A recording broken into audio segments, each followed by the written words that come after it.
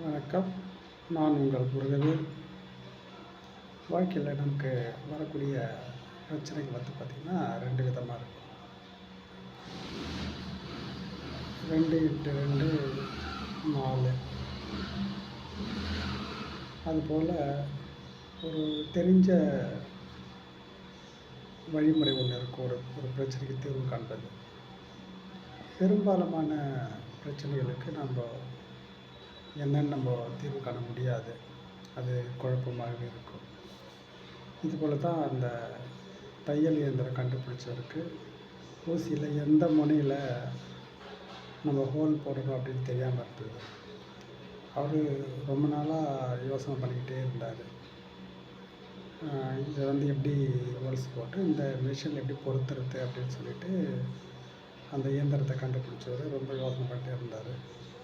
நீண்ட நாளும் ஆகியும் அதுக்கு விடை தெரியாததுனால அவர் விட்டுட்டார். அதை சரி பார்த்துக்கலாம் விடுங்க அப்படின்னு. கொஞ்ச நாள் கழிச்சு கனவுல அவருக்கு காட்டுவாசிகள் ஒரு 4-5 பேர் தூக்கி போய் காட்டில் வச்சுக்கிட்டார. அவர் கண்ணில் அந்த ஈட்டியால் குத்துற மாதிரி அவரை சுற்றி சுற்றி வந்தாங்க.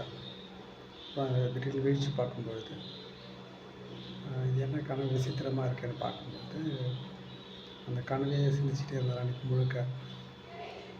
அந்த கனவில் அவர் பார்க்கும்பொழுது இது என்ன இது யோசனை பண்ணிக்கிட்டே இருக்கார். அவர் பார்த்தா அந்த ஈட்டியில் முனையில் ஹோல்ஸ் இருக்குது. அது சின்ன ஒரு கருப்பு புள்ளி தெரியுது அவருக்கு. அப்போது அந்த கருப்பு புள்ளி தெரியுது. அப்போது ஊசிக்கு முனையில் தான் ஹோல்ஸ் போடணும் அப்படின்னு சொல்லிட்டு ஒரு கனவு மூலமாக அவருக்கு விளக்கம் தெரிஞ்சது.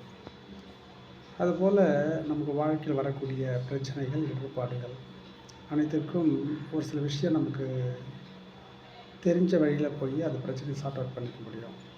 ஒரு சிலருக்கு என்ன தான் யோசனை பண்ணாலும், என்ன தான் நீங்கள் சீரியஸாக திங்க் பண்ணிட்டாலும் அது விடை தெரியாது. அப்போது விடை தெரியாத குழப்பங்களை அப்படியே ட்ராப் அவுட் பண்ணிவிட்டு உங்களுடைய இயல்பான வேலைகளை நீங்கள் கவனிக்க. அப்படி கவனிக்கும்பொழுது ஒரு குறிப்பிட்ட நபர் மூலமாகவோ அல்லது உங்கள் கனவு மூலமாகவோ அல்லது உங்களுடைய மூளை உங்களுக்கு எடுத்து சொல்லும், இந்த பிரச்சனைக்கு எப்படி நம்ம ஷார்ட் அவுட் பண்ணலாம் அப்படின்னு.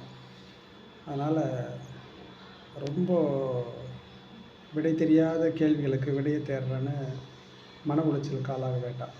ஒரு சில விஷயங்களை அப்படியே ட்ராப் அவுட் பண்ணுங்கள். தியானம் பண்ணுங்கள், யோகா பண்ணுங்கள், இறை நம்பிக்கையோட ப்ரேயர் பண்ணுங்கள்.